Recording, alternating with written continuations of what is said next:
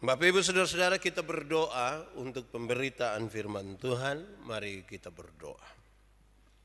Ya Tuhan Allah, kami mohon kepadamu, Tuhan tolong siapkan seluruh hati, hidup, dan apapun yang ada pada kami, supaya bisa menjadi tanah yang subur. Ketika firman-Mu diberitakan, biar bertumbuh dan berbuah di dalam hidup kami. Tuhan tolong jauhkan semua penggoda pencobaan, baik di dalam kami maupun yang ada di sekitar kami. Tuhan tolong supaya kemudian firman-Mu akan menjadi pelita bagi kaki kami, terang bagi jalan kami. Terima kasih banyak ya Bapa. Kami rindu pada firman-Mu. Berfirmanlah bagi kami Tuhan. Di dalam nama Yesus, firman yang hidup itu, kami berdoa. Amin. Bapak Ibu Saudara-saudara yang dikasihi dalam Tuhan Yesus, kesempatan hari ini di perayaan Minggu Sengsara yang ketiga, pembacaannya terambil dari Injil Lukas pasal 13. Injil Lukas pasal 13 ayat 31 sampai ayat yang ke-35. Berbahagia setiap orang yang mendengar firman, memelihara dan melakukan dalam hidup setiap hari.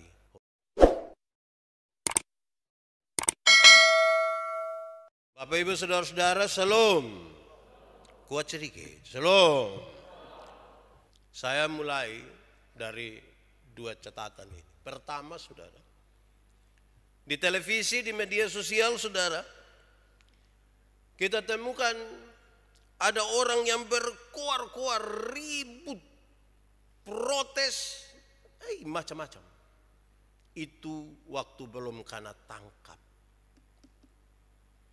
Pas kena tangkap, layu, dia kayak langsung mati. Itu bagian pertama. Dari bisa saja orang berteriak-teriak, katanya ini yang benar, yang itu salah. Tapi apa mungkin bisa pertanggungjawabkan? Belum tentu. Kedua, saya menemukan sejumlah orang, ketika masih ada di luar sistem itu dia ribut sekali. Protes, kritik, segala macam. Itu waktu ada di luar sistem. Waktu menjadi bagian dari satu sistem, ternyata tidak bisa lagi.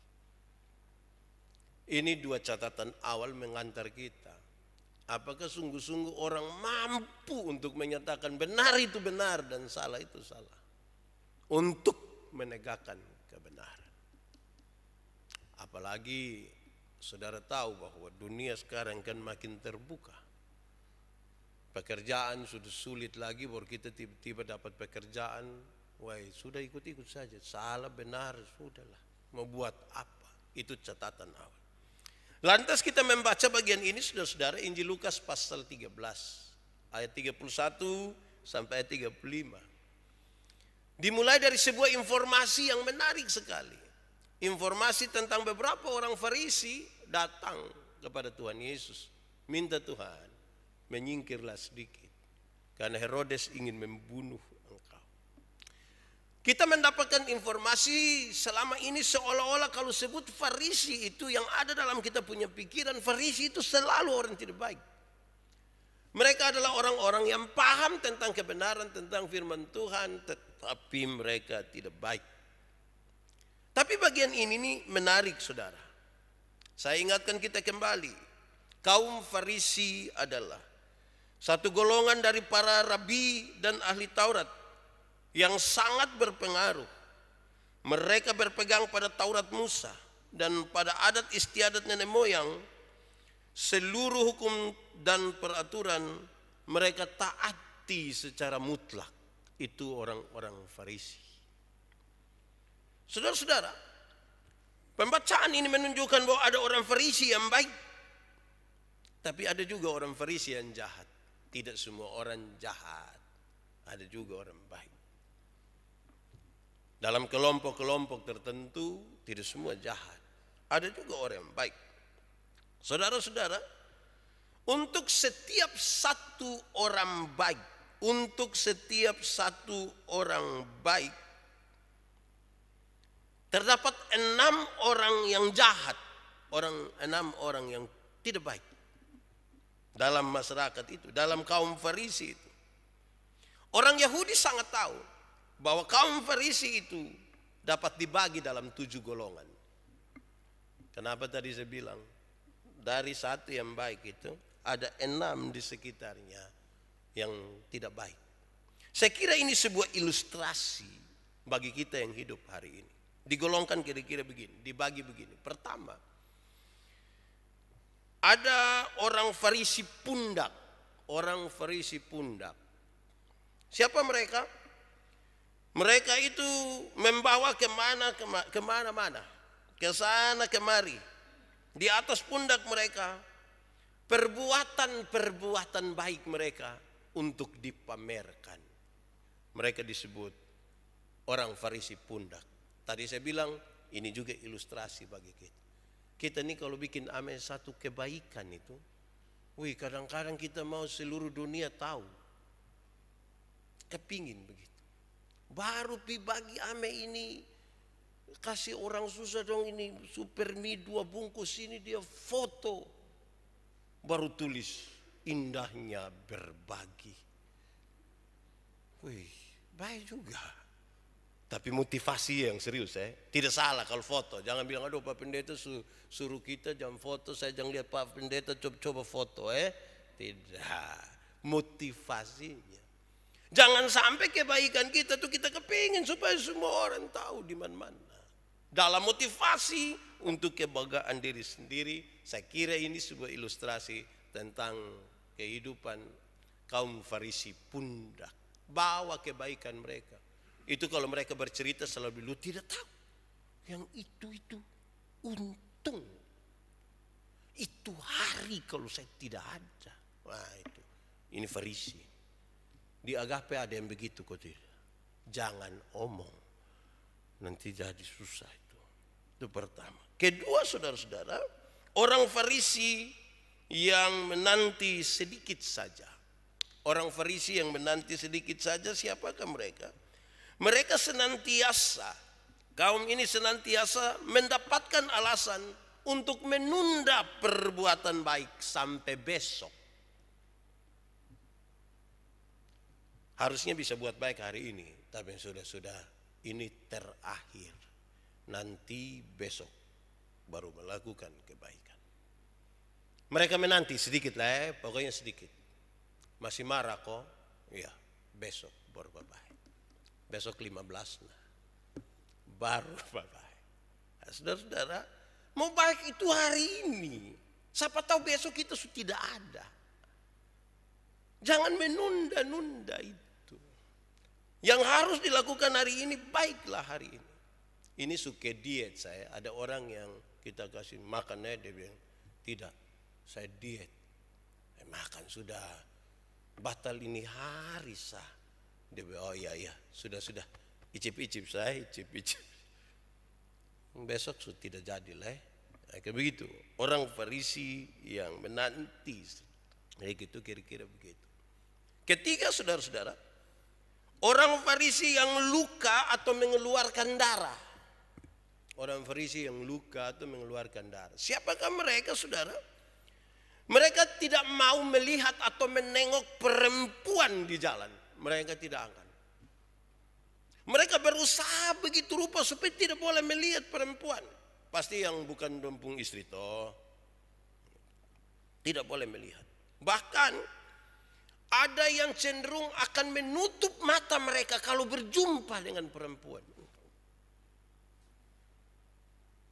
Tidak mau lihat perempuan. Saya rasa saya susah masuk di ini kelompok ini. Ini berat ini. Orang Farisi seperti ini nih saudara-saudara.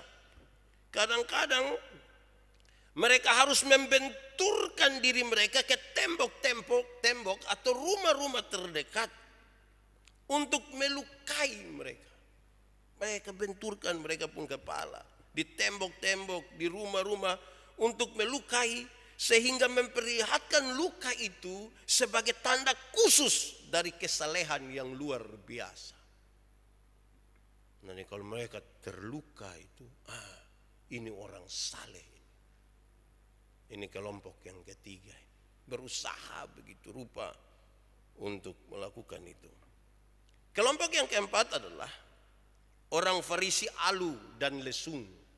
Alu gitu yang biasa tumbuk-tumbuk itu. Dan lesung. Siapakah mereka? Mereka berjalan dengan membungkuk dalam kerendahan hati yang pura-pura dan munafik. Mereka jalan tuh, hampir-hampir orang pembayangan sudah tidak berani untuk langgar. Jalan tangan di muka, membungkuk dalam kepura-puraan dan kemunafikan. Kelihatan sangat baik, tapi tidak. Munafik itu. Kelompok yang berikut, saudara, adalah orang Farisi yang menghitung-hitung.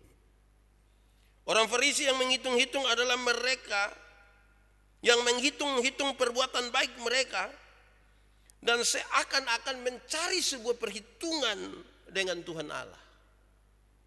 Menghitung-hitung kebaikan-kebaikan mereka. Kalau yang bagian pertama tadi memamerkan kebaikan mereka, bagian yang berikut ini, mereka yang menghitung-hitung kebaikan mereka, bahkan kepada Tuhan pun mereka hitung-hitung. Wah, orang yang begini ini berat ini. Saya berkhotbah tentang persahabatan, saya bilang ada orang yang ke persahabatan tingkat SD itu kita sudah kenal baik-baik. Di mana-mana kita sama-sama, tapi jangan coba-coba bikin salah dia. Berani bikin salah, kasih kembali sepunggula-gula. Itu hari sebentar kasih lupa. Wah, itu hitung-hitung dia. Apalagi kalau hitung-hitung dan Tuhan. Tapi ada juga kelompok ini. Yang berikut, saudara-saudara, adalah orang-orang Farisi yang takut-takutan. Ini kelompok berikutnya. Ada orang Farisi yang takut-takutan. Mereka adalah orang-orang yang senantiasa berada dalam ketakutan akan murka Allah. Dan dalam ketakutan akan murka Allah itu mereka takut sekali mereka akan dibunuh. Karena itu, saudara-saudara, mereka pengikut agama, tetapi mereka dalam ketakutan. Agama pasti akan membunuh mereka.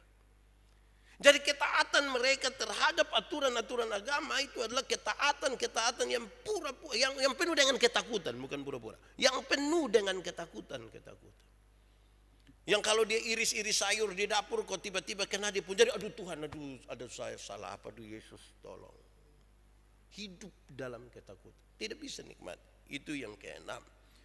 Yang terakhir, saudara, adalah orang Farisi yang mengasihi Tuhan.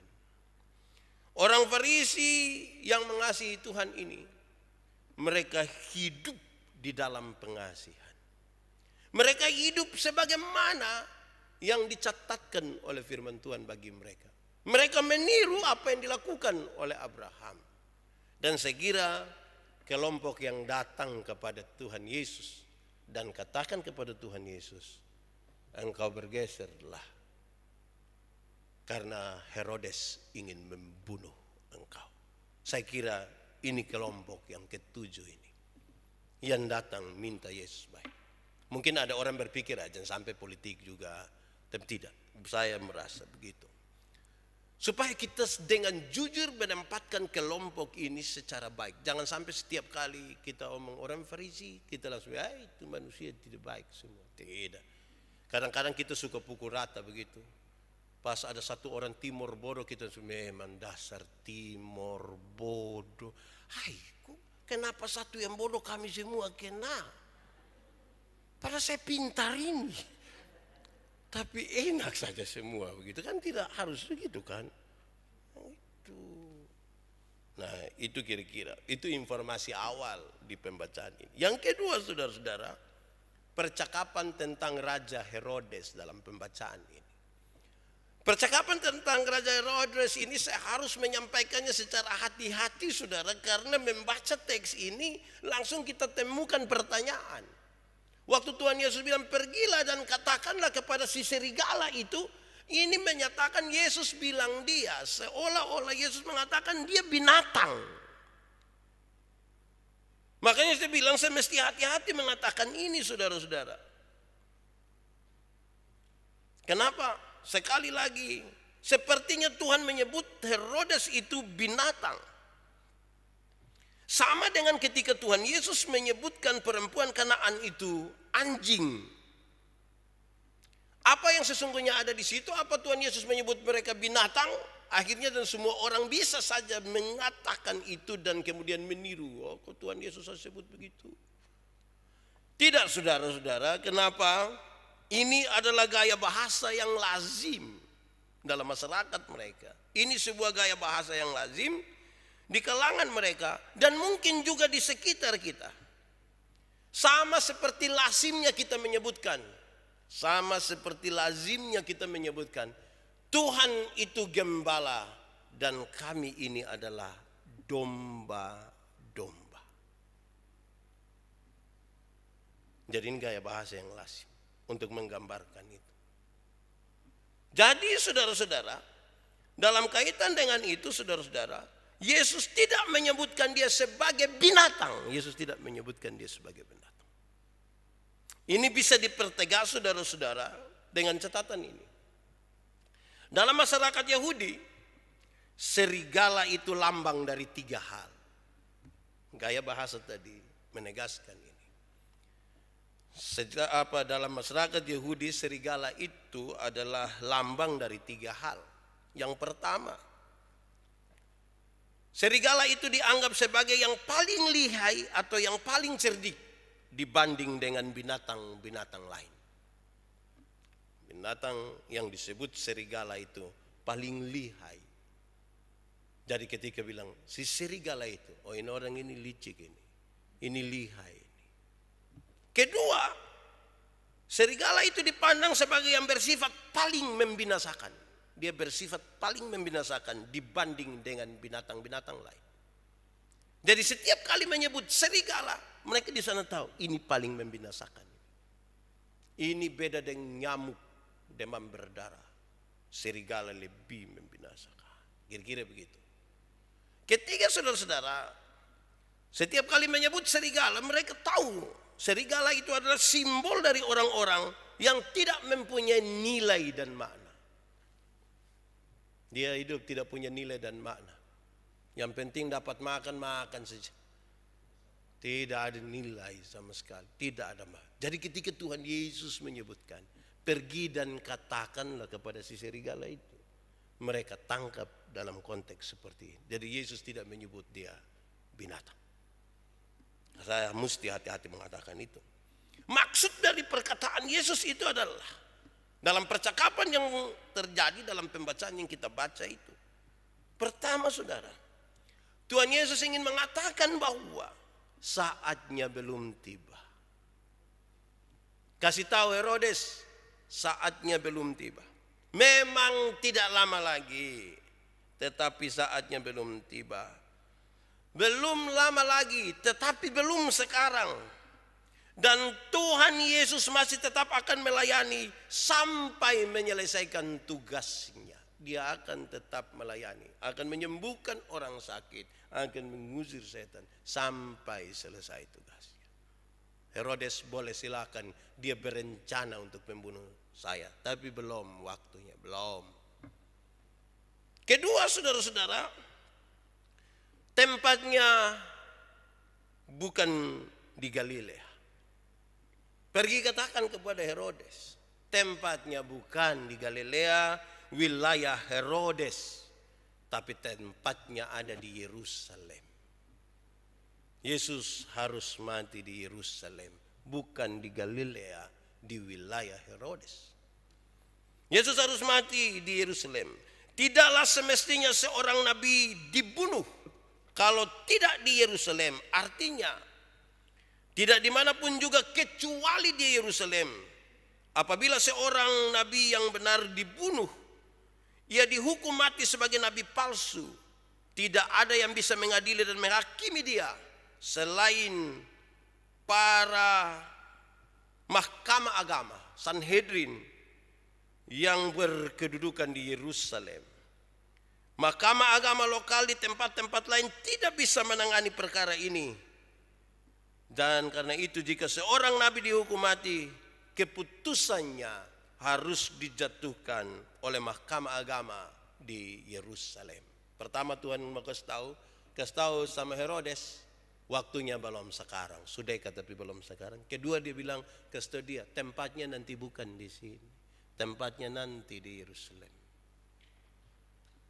Saudara-saudara, yang ketiga, menarik sekali karena Tuhan ingin mengatakan kepada mereka semua bahwa yang paling penting itulah waktu yang ada itu dipakai untuk terus melayani. Terus melayani. Saya sebut sebagai yang penting karena jangan sampai kita berpikir waktunya terlalu sedikit dan tidak usah lagi melayani. Saya menyatakan ini untuk kita semua mengerti bahwa kalau sampai kemudian Tuhan Yesus harus mati di Yerusalem, itu memang betul-betul sesuatu yang telah digariskan sebagai bagian dari misinya untuk penyelamatan umat manusia. Jadi silakanlah Herodes berencana di situ. Tapi tidak akan seperti yang dia nyatakan itu. Tidak akan. Tuhan Yesus sangat memahami apa yang menjadi bagian-bagiannya. Bagian yang ketiga dari pembacaan ini, saudara, adalah kata-kata Tuhan Yesus tentang Yerusalem. Dimulai dari sebuah duka cita, dimulai dari sebuah kesedihan. Ketika ia berbicara tentang dosa dari Yerusalem, kota suci itu. Sangat sedih. Yerusalem, Yerusalem. Yesus ingin mengatakan tempat itu tempat di mana bait Allah berdiri. Tempat di mana orang-orang beragama. Tetapi penuh dengan dosa dan kejahatan. Ini sebuah kesedihan yang Tuhan Yesus nampakkan dalam kata-katanya tentang Yerusalem. Yerusalem, Yerusalem. Ada bait Allah di situ. Disebut sebagai rumah Allah. Orang-orang beragama hidup di situ. Tapi penuh dengan dosa dan kejahatan. Kedua, saudara-saudara, manusia bukannya menyambut dan mendengar para nabi sebagai utusan Tuhan. Mereka yang tinggal di sana bukanlah menyambut para nabi sebagai utusan Tuhan. Tetapi malah membunuh mereka, membunuh para nabi dan melempar mereka dengan batu. Tuhan Yesus menyatakan sesuatu yang luar biasa tentang kota ini. Ada utusan Tuhan, bukannya diterima, tapi malah dibunuh, malah dirajam sampai mati. Ketiga, saudara, Tuhan Yesus menyatakan bahwa dirinya sangat mengasihi manusia. Dia menunjukkan dirinya yang sangat rela menerima dan menghibur jiwa-jiwa yang hilang dan malang. Tuhan Yesus menyerahkan dirinya bagi mereka dalam perlindungannya. Berkali-kali aku rindu mengumpulkan anak-anakmu. Sama seperti induk ayam mengumpulkan anak-anaknya di bawah sayap.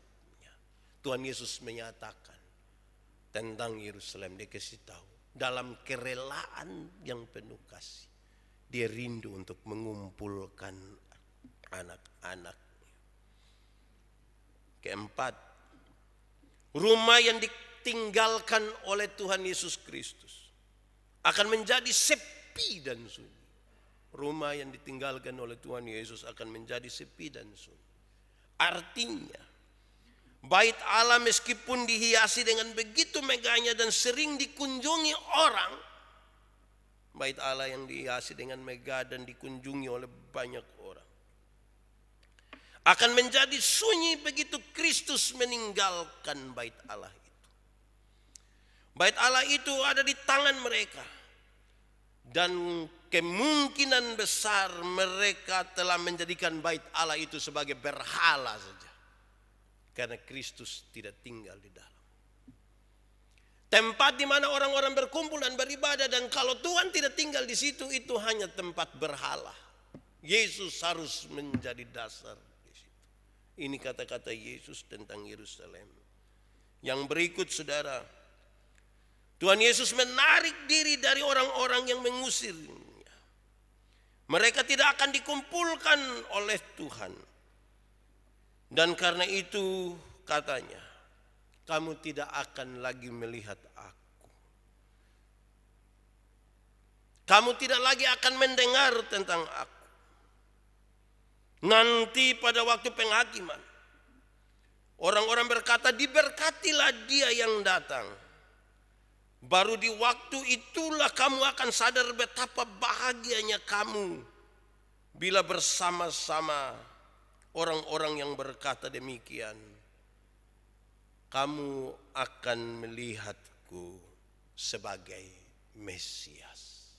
Ini kata-katanya. Saya kira di minggu ketiga ini, perayaan sengsara ini, kalau kita merenungkan bagian-bagian ini, kita bisa merasakan betul bagaimana sebuah dinamika yang menolong kita untuk memahami sebuah perjalanan yang tidak gampang bagi umat manusia. Itu pembacaan kita. Saudara-saudara, mari kita mengerucut kepada tema kita hari ini. Dari apa yang saya katakan panjang lebar tentang teks itu. Tema yang ditetapkan oleh Majelis Sinode adalah berani bersuara demi menyatakan kebenaran. Ini beberapa catatan yang mesti kita pakai ketika kita pulang dari sini demi menegakkan kebenaran. Pertama,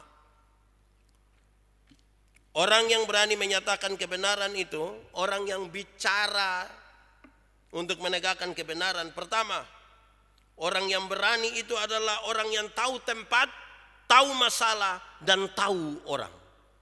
Itu dia nama berani. Tempatnya di mana, masalahnya apa, dan siapa. Itu penting. Ada orang itu berani-berani sama tidak tahu tempat. Segala sesuatu ini kan ada di pun tempat.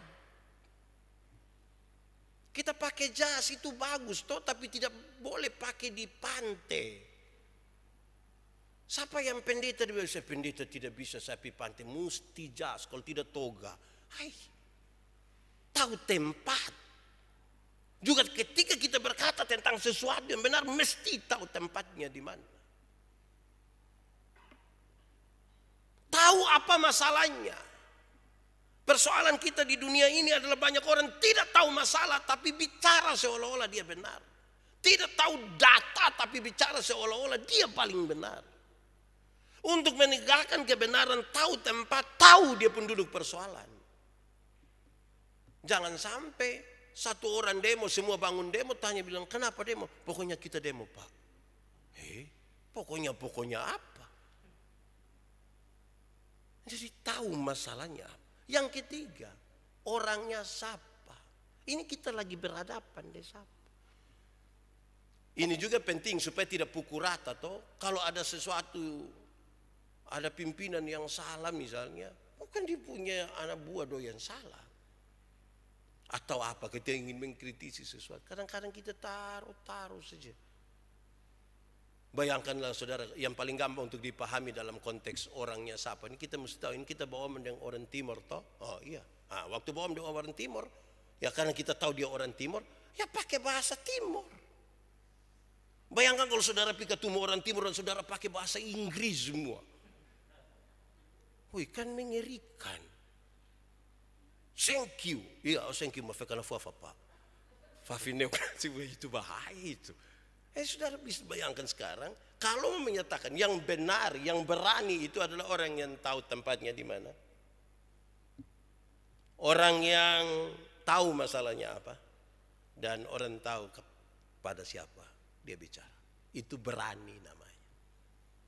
Itu dia nama berani. Kedua, berani itu berkaitan dengan bersuara dengan cara yang benar untuk mempengaruhi dengan benar. Bersuara dengan cara yang benar untuk mempengaruhi dengan benar. Kita maksud sesuatu yang kita pandang benar. Ini kan kita mau pengaruhi orang lain untuk dukung kita kan. Untuk pengaruhi orang lain untuk dukung kita. Itu caranya mesti benar. Caranya mesti dengan cara yang benar. Tidak dengan kata-kata kotor. Tidak dengan memaki. Tidak. Tidak dengan menyebutkan orang binatang. Tidak menghasut. Tidak boleh menghasut. Dia di belakang seperti dia yang kipas-kipas kok. Orang maju kok. Tidak begitu.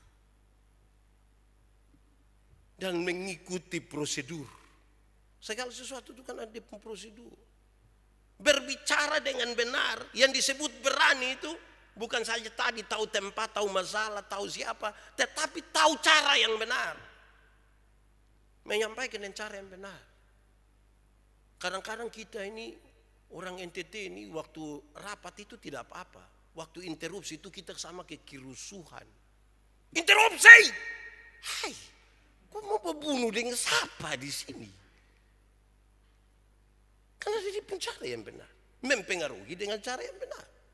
Saya kira kalau kita tahu masalahnya apa, kita tahu datanya seperti apa, orangnya seperti apa, mempengaruhi kan tidak susah. Tapi caranya benar. Itu nama berani. Tapi kalau kita menghasut saja dari belakang-belakang, itu dia nama penakut. Berani datang saya omong di sini. Selesai.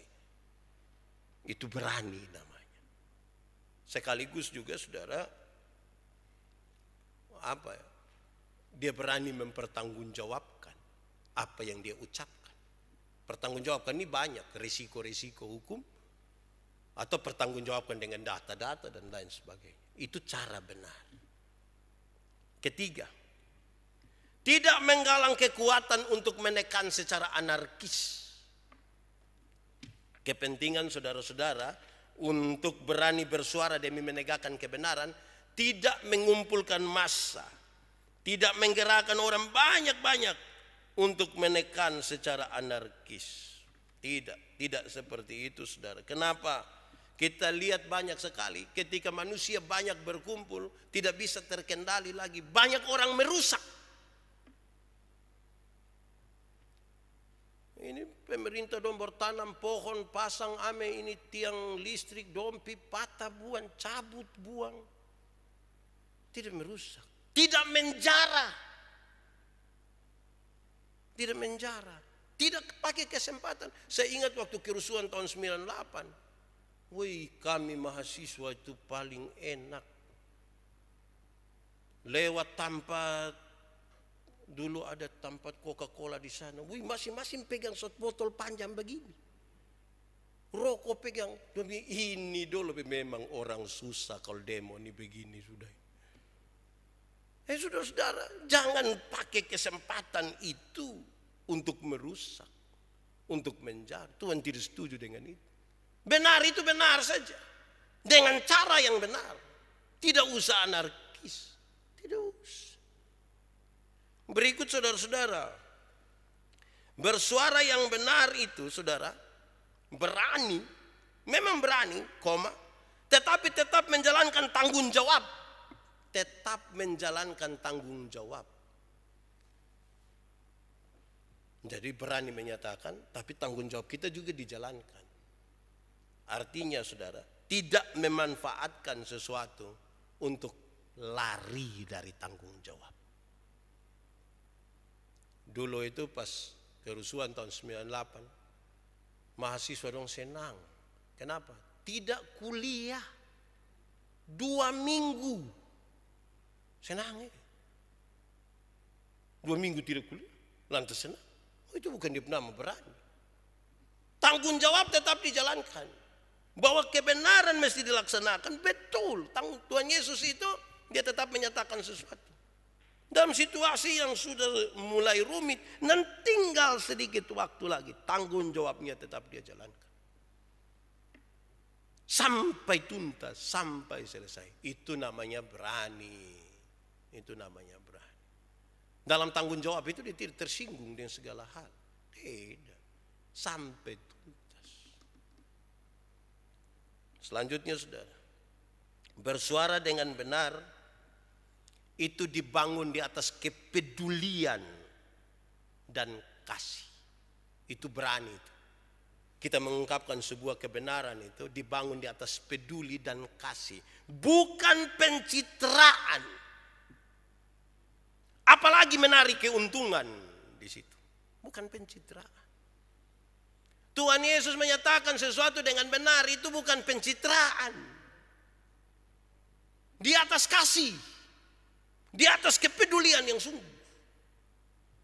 Itu benar. Itu berani namanya. Kalau tidak, saudara-saudara, kita bersuara dengan benar, katanya ini benar, tapi sesungguhnya tidak. Kita menjual kemiskinan. Kadang-kadang kami bisa pergi foto amin anak-anak kecil dong yang bermain bola kok ingus meleleh di sini. Terus kita bikin proposal, datang dapat 100 juta, yang 50 orang dapat, yang 50 ada di kita. Itu tarik keuntungan dia benar. Benar itu benar saja.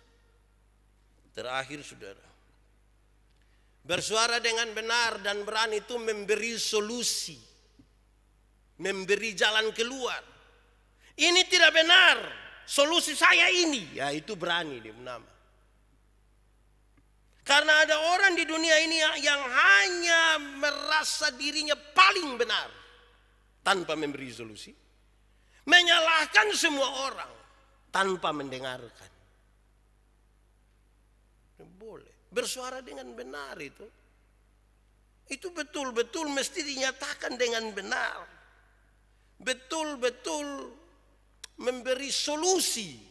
Kita prihatin dengan ini masalah, toh kita mau dia menjadi baik. Lantas bukan saja mengkritisi itu, tapi saya mau kasih tahu ini yang jalan yang menurut saya paling baik dipakai ini. Silakan kita berdiskusi. Begitu. Itu dia nama berani. Tapi kalau mengkritisi tanpa memberi solusi, apalagi sekedar menakut-nakuti, kita telah mencitrakan diri kita sebagai yang paling benar. Kita merasa paling benar. Kita ini dalam kehidupan rumah tangga, kalau kenapa orang bertengkar di mana-mana, suami istri bertengkar, kan semua rasa diri paling benar sudah. Istri rasa diri paling benar, suami rasa diri paling benar. Istri baru mau omong, lu diam. Berani satu kata lagi. Satu kata lagi kenapa? Tidak, pokoknya satu kata lagi saya. Ya saudara, kalau bersuara dengan benar itu kasih solusi apa? Jangan ribut tapi tidak ada solusi. Mau bikin apa? Saya kira ini tantangan serius bagi kita. Kenapa saudara-saudara? Kadang-kadang kita pun kondisi itu adalah ada sesuatu benar, tapi orang kan sudahlah, daripada cari masalah, sudah diam-diam sudah. Daripada berurusan lebih banyak, lebih baik diam-diam. Nah, sekira ini perenungan yang baik bagi kita di minggu ketiga, minggu sengsara ini. Renungkanlah dan biarlah itu kita pakai. Berani bersuara untuk menegakkan kebenaran. Itu menjadi pergumulan kita di minggu sengsara yang ketiga. Selamat berjuang bagi kebenaran. Berbicara dengan benar, dengan cara yang benar. Memahami betul segala sesuatu dan nyatakanlah itu di atas kepedulian, di atas kasih. Mari kita tunduk kepala di hadapan Tuhan Allah. Mari kita berdoa. Ya Tuhan, terima kasih banyak. Kami belajar sesuatu dari firman-Mu hari ini. Menyatakan yang benar itu benar. Dengan cara yang benar. Dengan pemahaman yang benar. Memberi solusi. Tuhan tolong kami supaya itu terjadi dalam hidup kami. Kami tahu dan kami sadar bahwa Engkau Tuhan menyatakan hal ini bagi kami untuk kami ikuti, tapi kami tidak mampu tanpa Tuhan. Tolonglah kami. Firman-Mu biar akan menjadi pelita dan terang bagi kami. Di dalam nama Yesus kami berdoa. Amin.